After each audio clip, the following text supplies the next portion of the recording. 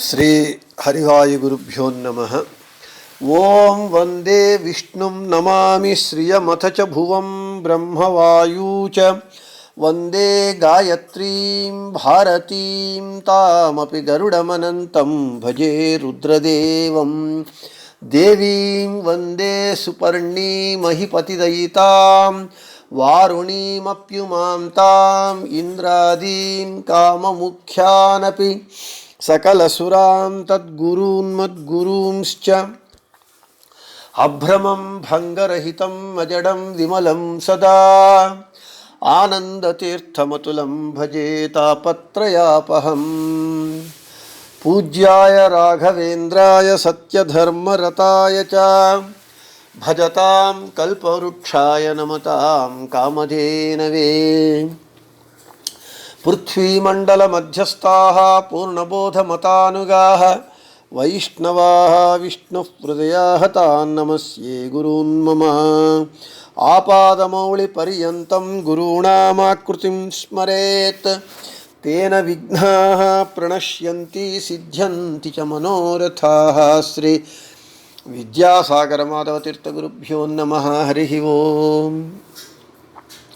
ಶ್ರೀ ಪೂರ್ಣಬೋಧಗುರುತೀರ್ಥಪಯೋಬ್ಧಿಪಾರಾ ಕಾಮಾರಿಮಾಕ್ಷ ವಿಷಮಾಕ್ಷ ಶಿರಸ್ಪೃಶಂತಿ ಪೂರ್ವೋತ್ತರಾಮಿತತರಂಗಚರತ್ಸುಹಂಸಾ ದೇವಾಲಿಸೇವಿತಪರಾಂಘ್ರಿಪಯೋಜಲಗ್ನಾ ಜೀವೇಶಭೇದಗುಣಪೂರ್ತಿಜಗತ್ಸು ಸತ್ವನೀಚೋಚ್ಚಭಾವಮುಖನಕ್ರಗಣೈಃ ಸಮೇತಾ ದುರ್ವಾದ್ಯಜಾಪತಿಗಿಲೈರ್ಗುರುರಾಘವೇಂದ್ರವಾಗ್ದೇವತಾ ಸರಿದಮಂ ವಿಮಲೀಕರೋತು. ನಮ್ಮ ಹಿಂದಿನ ಪಾಠದಲ್ಲಿ ರಾಯರ ಸ್ತೋತ್ರದಲ್ಲಿ ನಾವು ಭವ್ಯಸ್ವರೂಪೋ ಭವದುಃಖತೂಲ ಸಂಘಾಗ್ನಿಚರ್ಯ ಸುಖಧೈರ್ಯಶಾಲಿ ಎಂಬ ಶ್ಲೋಕವನ್ನು ಹೇಳ್ಕೊಂಡಿದ್ದೇವೆ. ಇವತ್ತಿನ ದಿನ ನಿರಸ್ತದೋಷೋ ನಿರವದ್ಯವೇಷಃ ಪ್ರತ್ಯರ್ಥಿಮೂಕತ್ವ ನಿಧಾನಭಾಷಃ ವಿದ್ವತ್ಪರಿಜ್ಞೇಯ ಮಹಾವಿಶೇಷೋ ವಾಗ್ವೈಖರಿ ನಿರ್ಜಿತ ಭವ್ಯಶೇಷಃ. ಈ 6ನೇ ಶ್ಲೋಕ, ಇದರ ಪದಚ್ಛೇದ. ನಿರಸ್ತದೋಷಃ ನಿರವದ್ಯವೇಷಃ ಪ್ರತ್ಯರ್ಥಿ ಮೂಕತ್ವ ನಿಧಾನ ಭಾಷಃ ವಿದ್ವತ್ಪರಿಜ್ಞೇಯ ಮಹಾವಿಶೇಷಃ ವಾಗ್ವೈಖರಿ ನಿರ್ಜಿತ ಭವ್ಯಶೇಷಃ. ಪ್ರತಿಪದಾರ್ಥ. ನಿರಸ್ತದೋಷಃ, ನಿರಸ್ತ ಪ್ಲಸ್ ದೋಷಃ, ನಿರಸ್ತದೋಷಃ. ನಿರಸ್ತ ಅಂದರೆ ನಿರಾಸ ಮಾಡಲ್ಪಟ್ಟ, ದೋಷಃ ಅನಿಷ್ಟ ಪುಣ್ಯ ಮತ್ತು ಪಾಪವುಳ್ಳವರು ಅಥವಾ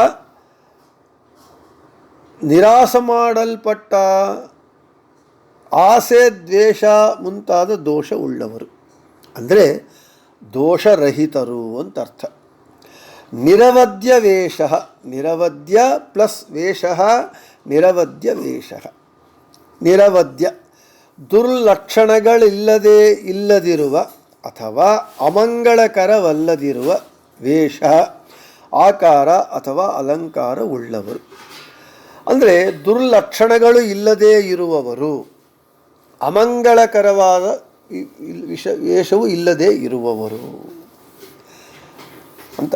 ಪ್ರತ್ಯರ್ಥಿ ಮೂಕತ್ವ ನಿಧಾನ ಭಾಷಃ. ಪ್ರತ್ಯರ್ಥಿ ಮೂಕತ್ವ ನಿಧಾನ ಭಾಷಃ. ಪ್ರತ್ಯರ್ಥಿ ಪ್ರತಿವಾದಿಗಳ ಮೂಕತ್ವ, ಮೂಗತನಕ್ಕೆ ನಿಧಾನ ಮುಖ್ಯ ಕಾರಣವಾದ ಭಾಷಃ ಮಾತುಗಳಿಂದ ಕೂಡಿರುವವರು. ವಿದ್ವತ್ ಪರಿಜ್ಞೇಯ ಮಹಾವಿಶೇಷಃ. ವಿದ್ವತ್ ಪರಿಜ್ಞೇಯ ಮಹಾವಿಶೇಷಃ. ವಿದ್ವತ್ ಜ್ಞಾನಿಗಳಿಂದ, ಪರಿಜ್ಞೇಯ ಚೆನ್ನಾಗಿ ತಿಳಿಯುವುದಕ್ಕೆ ಯೋಗ್ಯವಾದ, ಮಹಾವಿಶೇಷ ಅತಿ ಶ್ರೇಷ್ಠರಾದ ಅಸಾಧಾರಣ ಗುಣಗಳುಳ್ಳವರು. ವಾಗ್ವೈಖರಿ ನಿರ್ಜಿತ ಭವ್ಯ ಶೇಷ. ವಾಕ್ ವೈಖರಿ ನಿರ್ಜಿತ ಭವಿ ಅಶೇಷ. ವಾಕ್ ಮಾತಿನ ವೈಖರಿ ಚತುರತೆಯಿಂದ ಚಾತುರ್ಯದಿಂದ ನಿರ್ಜಿತ ಜಯಿಸಲ್ಪಟ್ಟ ಭವಿ ಜನ್ಮವುಳ್ಳ ಜೀವರ ಅಶೇಷ ಸರ್ವರಿಂದ ಯುಕ್ತರಾದ ಅಥವಾ ಭವ್ಯ ಚತುರನಾದ ಶೇಷ ಎಂಬ ಪ್ರತಿವಾದಿಯನ್ನು ಸೋಲಿಸಿರುವಂತಹ ಗುರುರಾಜರು.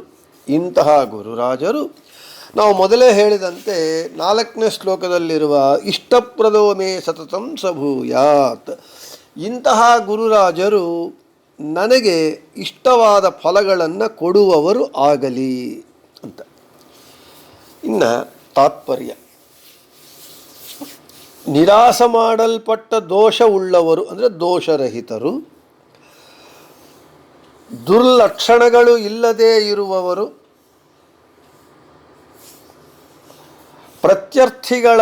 ಪ್ರತ್ಯರ್ಥಿಗಳು ಮೂಕತ್ವವನ್ನು ವಹಿಸುವಂತೆ,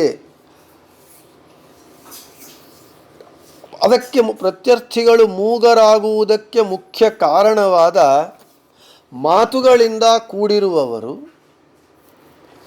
ಮತ್ತು ಜ್ಞಾನಿಗಳಿಂದ ತಿಳಿಯುವುದಕ್ಕೆ ಚೆನ್ನಾಗಿ ಯೋಗ್ಯವಾಗಿ ಇರುವ ಗುಣಗಳು ಉಳ್ಳವರು, ತಮ್ಮ ಮಾತಿನ ಚಾತುರ್ಯದಿಂದಲೇ ಜಯಿಸಲ್ಪಟ್ಟ ಅಶೇಷವಾದ ಜನರುಳ್ಳವರು ಅಥವಾ ಚತುರನಾದ ಶೇಷ ಎಂಬುವಂತಹ ಪ್ರತಿವಾದಿಯನ್ನು ಜಯಿಸಿದವರು ಆದ ಗುರುರಾಜರು ನನಗೆ ಇಷ್ಟವಾದ ಫಲಗಳನ್ನು ಕೊಡುವವರು ಆಗಲಿ ಎಂದು ತಾತ್ಪರ್ಯ. ಇನ್ನು ವಿಶೇಷಣಗಳು ನೋಡೋಣ. ನಿರಸ್ತದೋಷ, ನಿರವದ್ಯವೇಶ, ಪ್ರತ್ಯರ್ಥಿ ಮೂಕತ್ವ ನಿದಾನ ಭಾಷ, ವಿದ್ವತ್ಪರಿಜ್ಞೇಯ ಮಹಾವಿಶೇಷ, ವಾಗ್ವೈಖರಿ ನಿರ್ಜಿತ ಭವ್ಯ ಶೇಷ. ಮೊದಲು ನಿರಸ್ತದೋಷ ಅಂದರೆ ನಿರಾಸ ಮಾಡಲ್ಪಟ್ಟ ದೋಷಗಳುಳ್ಳವರು ಅಂದರೆ ದೋಷರಹಿತರು ಅಂತ ಅರ್ಥ. ಅನಿಷ್ಟ ಪುಣ್ಯ ಇಷ್ಟ ಪುಣ್ಯ ಎಂದು ಪುಣ್ಯ 2 ವಿಧವಾಗಿದೆ. ನಮಗೆ ಪುಣ್ಯವನ್ನು ಮಾಡುವಾಗ ಪುಣ್ಯದ ಫಲವನ್ನು ಅಪೇಕ್ಷಿಸಿ ಕರ್ಮವನ್ನು ಮಾಡ್ತೇವೆ. ಆ ಪುಣ್ಯ ಕರ್ಮ ನಮಗೆ ಇಷ್ಟವಾಗಿರುತ್ತೆ. ಕೆಲವು ಕಾಲ ಆದ ನಂತರ ಆ ಪುಣ್ಯದ ಫಲಕ್ಕಿಂತ ಉತ್ತಮವಾದ ಫಲ ನಮ್ಮ ಕೈಗೆ ಸಿಗುವಾಗ ಹಿಂದೆ ಮಾಡಿರುವ ಆ ಪುಣ್ಯದ ಫಲ ನಾವು ಮುಂದೆ ಪಡೆಯುವಂತಹ ಉತ್ತಮ ಫಲಕ್ಕೆ ಅಡ್ಡಿಯಾಗತ್ತೆ. ಆದಾಗ ಆ ಹಿಂದಿನ ಪುಣ್ಯ ನಮಗೆ ಅನಿಷ್ಟವಾಗತ್ತೆ. ಅದು ಅನಿಷ್ಟ ಫಲವಾಗತ್ತೆ, ಅನಿಷ್ಟ ಪುಣ್ಯವಾಗತ್ತೆ. ಉತ್ತಮವಾದ ಫಲ ನಮಗೆ ಇಷ್ಟ ಪುಣ್ಯವಾಗತ್ತೆ, ಪುಣ್ಯ ಫಲವಾಗತ್ತೆ. ಇನ್ನು ಅರ್ಥ ಆಗುವ ನಮ್ಮ ಲೌಕಿಕ ಭಾಷೆಯಲ್ಲಿ ನಾವು ಹೇಳಬೇಕು ಅಂತಂದರೆ, ದೃಷ್ಟಾಂತಕ್ಕೆ ಒಬ್ಬನು ಗುಮಾಸ್ತ ಉದ್ಯೋಗಕ್ಕೆ ಅರ್ಜಿಯನ್ನು ಹಾಕ್ತಾನೆ. ಆಗ ಅವನಿಗೆ ಆ ಗುಮಾಸ್ತ ಉದ್ಯೋಗವು ಅದಕ್ಕೆ ಮಾಡುವ ಪ್ರಯತ್ನವೂ ಎಲ್ಲ ಇಷ್ಟವಾಗಿರುತ್ತೆ. ಕೆಲವು ಕಾಲಾನಂತರ ಅವನು ಹಾಕಿದ ಅರ್ಜಿಗೆ ಅನುಮತಿ ಸಿಗತ್ತೆ, ಉದ್ಯೋಗ ಸೇರಬೇಕು, ಗುಮಾಸ್ತ ಉದ್ಯೋಗ ಸೇರಬೇಕು. ಅಂತಹ ಒಂದು ಸ್ಥಿತಿಯಲ್ಲಿ ಅವನಿಗೆ ಆಫೀಸರ್ ಉದ್ಯೋಗಕ್ಕೆ ಅನುಮತಿ ಮತ್ತು ಆಫೀಸರ್ ಉದ್ಯೋಗ ಸಿಗತ್ತೆ. ಆಗ ಅವನಿಗೆ ಆಫೀಸರ್ ಉದ್ಯೋಗ ಸಿಗುವಾಗ ಗುಮಾಸ್ತ ಉದ್ಯೋಗ ಅಲ್ಲಿಯವರೆಗೂ ಅವನಿಗೆ ಇಷ್ಟವಾದ ಗುಮಾಸ್ತ ಉದ್ಯೋಗ, ಅದಕ್ಕೆ ಬೇಕಾದ ಪ್ರಯತ್ನವೂ ಇಷ್ಟವಾಗಿತ್ತು. ಆದರೆ ಯಾವಾಗ ಆಫೀಸರ್ ಉದ್ಯೋಗ ಸಿಗುತ್ತೋ ಆವಾಗ ಅವನಿಗೆ ಗುಮಾಸ್ತ ಉದ್ಯೋಗಕ್ಕಾಗಿ ಮಾಡಿದ ಪ್ರಯತ್ನವೆಲ್ಲವೂ ಕೂಡ ಇಷ್ಟವಾಗದೆ ಅನಿಷ್ಟವಾಗತ್ತೆ. ಆಫೀಸರ್ ಉದ್ಯೋಗ ಮಾತ್ರ ಇಷ್ಟವಾಗತ್ತೆ. ಹೀಗೆ ಇಷ್ಟಾನಿಷ್ಟ ಪುಣ್ಯಗಳು, ಇಷ್ಟವಲ್ಲದ ಪುಣ್ಯ ಅನಿಷ್ಟ, ಇಷ್ಟವಾದ ಪುಣ್ಯ ಇಷ್ಟ ಪುಣ್ಯ. ಹೀಗೆ ಪುಣ್ಯಗಳು ಎರಡು ವಿಧವಾಗಿದೆ.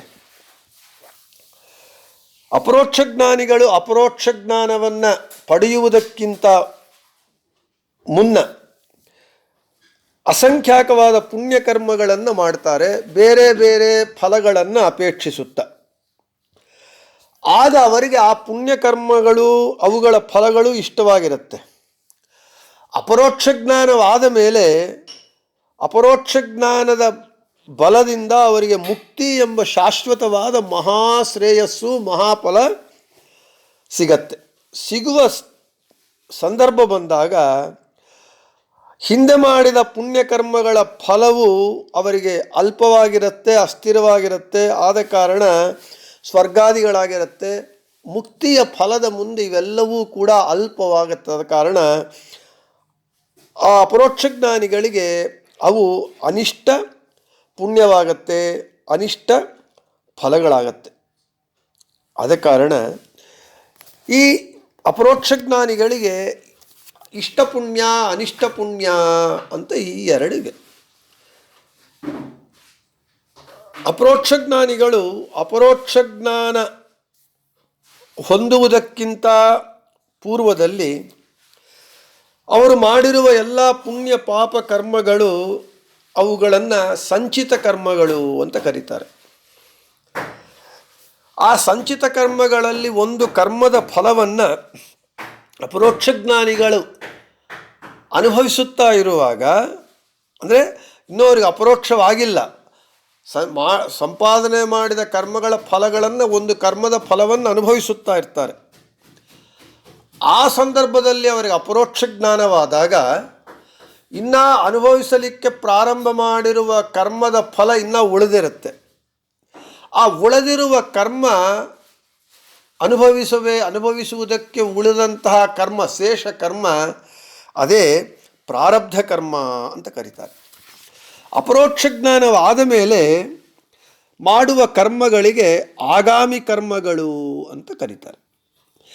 ಈ ವಿಧವಾಗಿ ಸಂಚಿತ, ಪ್ರಾರಬ್ಧ, ಆಗಾಮಿ ಕರ್ಮಗಳು, ಈ ಮೂರರಲ್ಲಿ ಅಪರೋಕ್ಷ ಜ್ಞಾನಿಗಳಾದರೂ ಕೂಡ ಪ್ರಾರಬ್ಧ ಕರ್ಮವನ್ನು ಅನುಭವಿಸಲೇಬೇಕು.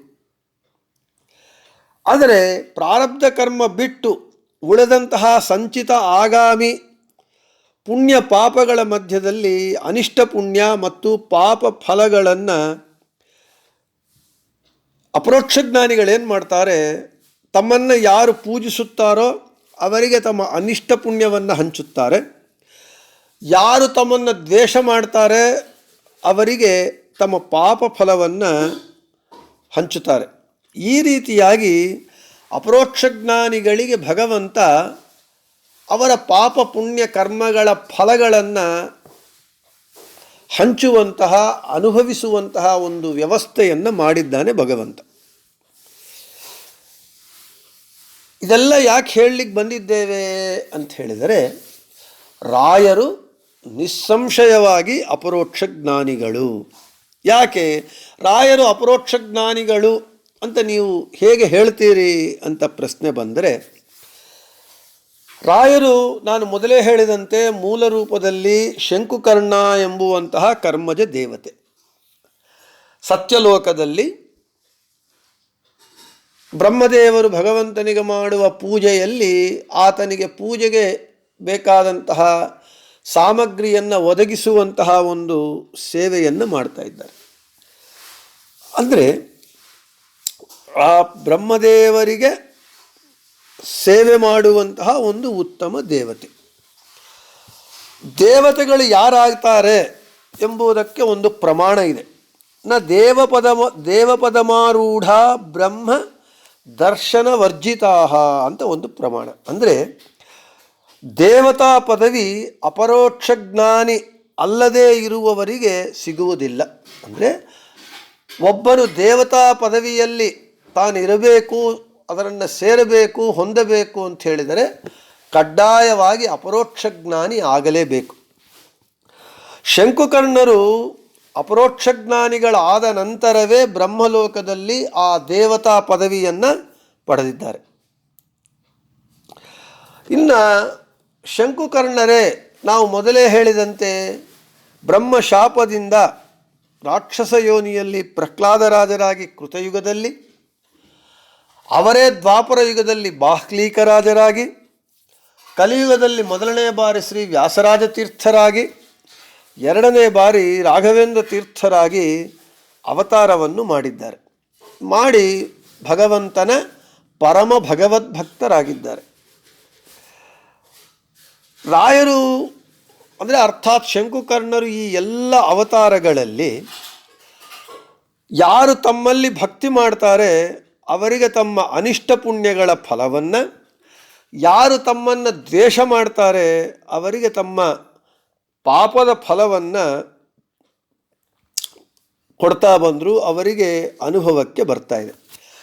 ಆದರೆ ಅನಿಷ್ಟ ಪುಣ್ಯದ ಅನುಭವ, ಪಾಪ ಕರ್ಮದ ಫಲದ ಅನುಭವ ರಾಯರಿಗೆ ಇಲ್ಲ. ಆದ ಕಾರಣವೇ ಅನಿಷ್ಟ ಪುಣ್ಯದ ಅನುಭವ, ಪಾಪಕರ್ಮ ಫಲದ ಅನುಭವ ರಾಯರಿಗೆ ಇಲ್ಲವಾದ ಕಾರಣ ಅಪ್ಪಣಾಚಾರ್ಯರು ನಿರಸ್ತ ದೋಷ ಅಂದರು. ನಿರಸನ ಮಾಡಲ್ಪಟ್ಟಂತಹ ದೋಷವುಳ್ಳವರು ಅಂದರೆ ದೋಷರಹಿತರು. ಅಂದರೆ ಅನಿಷ್ಟ ಪುಣ್ಯ ಮತ್ತು ಪಾಪದ ಫಲವನ್ನು ತಾವು ಅನುಭವಿಸದೆ ಇತರರಿಗೆ ರಾಯರು ಕೊಡ್ತಾ ಇದ್ದಾರೆ ಎಂದು ಅಪ್ಪಣಾಚಾರ್ಯರು ನಿರಸ್ತ ದೋಷ ಎಂಬುವ ಈ ಶಬ್ದವನ್ನು, ಈ ವಿಶೇಷಣವನ್ನು ರಾಯರಿಗೆ ಹಾಕುವುದರ ಮೂಲಕ ರಾಯರ ಒಂದು ವೈಶಿಷ್ಟ್ಯವನ್ನು, ಮಹಿಮೆಯನ್ನು ಇಷ್ಟು ಸುಂದರವಾಗಿ ಹೇಳಿದ್ದಾರೆ. ಅರ್ಥಾತ್ ಇದರಿಂದ ನಮಗೆ ಅರ್ಥ ಆಗುವುದೇನು ಅಂತ ಹೇಳಿದರೆ, ರಾಘವೇಂದ್ರ ಗುರು ಸಾರ್ವಭೌಮರು ಅಪರೋಕ್ಷ ಜ್ಞಾನಿಗಳು, ದೇವತಾ ಅವತಾರ ಪುರುಷರು. ಶಂಕುಕರ್ಣ ಎಂಬುವ ಕರ್ಮಜ ದೇವತೆ, ಅವರೇ ಕೃತಯುಗದಲ್ಲಿ ಪ್ರಹ್ಲಾದರಾಜರಾಗಿ, ದ್ವಾಪರ ಯುಗದಲ್ಲಿ ಬಾಹ್ಲೀಕ ರಾಜರಾಗಿ, ಕಲಿಯುಗದಲ್ಲಿ ಮೊದಲನೇ ಬಾರಿ ವ್ಯಾಸರಾಜರಾಗಿ, ಎರಡನೇ ಬಾರಿ ರಾಯರಾಗಿ ಅವತಾರವನ್ನು ಮಾಡಿ ಅವರ ಅನಿಷ್ಟ ಪುಣ್ಯವನ್ನು ತಮ್ಮ ಭಕ್ತರಿಗೆ, ಅವರ ಪಾಪಕರ್ಮದ ಫಲವನ್ನು ಅವರ ದ್ವೇಷಿಗಳಿಗೆ ಕೊಡುವಂಥವರಾಗಿದ್ದಾರೆ. ಆದ ಕಾರಣ ಅನಿಷ್ಟ ಪುಣ್ಯದ ಅನುಭವ, ಪುಣ್ಯ ಫಲದ ಅನುಭವ, ಪಾಪಕರ್ಮದ ಫಲದ ಅನುಭವ ಇಲ್ಲದೇ ಇರುವವರು ರಾಯರು ಅಂತ ನಿರಸ್ತದೋಷ ಎಂಬುವ ಶಬ್ದದಿಂದ ಅಪ್ಪಣಾಚಾರ್ಯರು ಹೇಳ್ತಾ ಇದ್ದಾರೆ. ಇನ್ನು ನಿರವಧ್ಯ ವೇಷ ಮತ್ತು ಪ್ರತ್ಯರ್ಥಿ ಮೂಕತ್ವ ನಿದಾನ ಭಾಷಃ ವಿದ್ವತ್ ಪರಿಜ್ಞೇಯ ಮಹಾವಿಶೇಷ ವಾಗ್ವೈಖರಿ ನಿರ್ಜಿತ ಭವ್ಯಶೇಷ. ಈ ವಿಶೇಷಣಗಳನ್ನೆಲ್ಲ ನಾಳೆಯ ಪಾಠದಲ್ಲಿ ಹೇಳಿಕೊಳ್ಳೋಣ ಅಂತ ಹೇಳ್ತಾ, ಶ್ರೀಕೃಷ್ಣ ಅರ್ಪಣಮಸ್ತು, ಮಧ್ವೇಶ ಅರ್ಪಣಮಸ್ತು. ಎಲ್ಲರಿಗೂ ಶುಭಮಸ್ತು.